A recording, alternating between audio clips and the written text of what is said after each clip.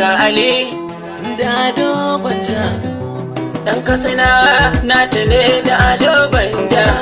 yau ga mata ne kama haluna watakil inta kamar taki mai sanya zama wani kowace harka zai rike mai Ado Gwanja. Kai haƙuri dai Ali na taka mataki kai haka me ya furinka ka gani cin tsiran mata. Gwanja azance daga biyu a mawaƙan Hausa, don raya zumunci ake ziyara ga Alinatu da Ado Gwanja.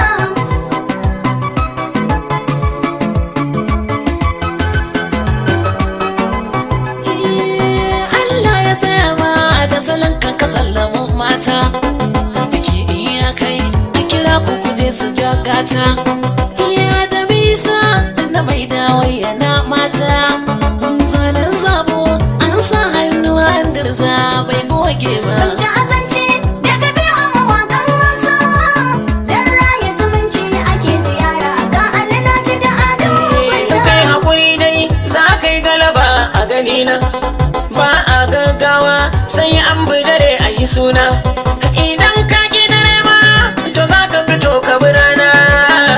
A sanduna ta za ka daga sama mai bakin ciki bai gane ba. Gwanja azance daga biyu a mawaƙan Hausa, don raya zumunci ake ziyara ga Alinatu da Ado Gwanja. Da zakaya amfana da tumbin kura dan da Allah ke so ya taka tudun mun tsira. Liman ya zo ku faɗa mini me yayi saura in ka bi dare kai suna Adamu Gwanja tun wani bai farka ba. Gwanja azance daga biyu a mawaƙan Hausa, don raya zumunci ake ziyara ga Alinatu da Ado Gwanja.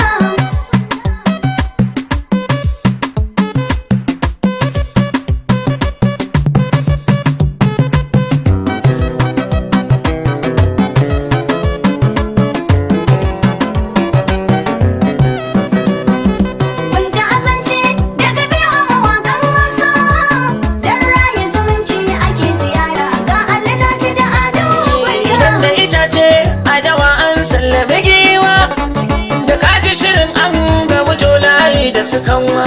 Na ce ka fadawa dawa bana gero ya hana zaiwa.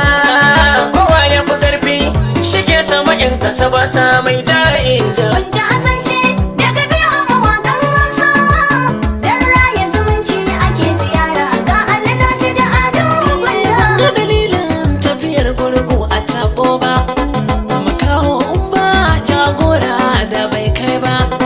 Allah da ya so ko da makiya ba su so ba kama Ado an fidda amona inda ban kai ba. Gwanja azance daga biyu a mawaƙan Hausa, don raya zumunci ake ziyara ga Alinatu da Ado Mata Gwanja. muka damka ta kai muka taka mataki, da sanda na zo ni su ne suka bani masauki, har ma na zamo tamkar kogo da mutum da hayaki.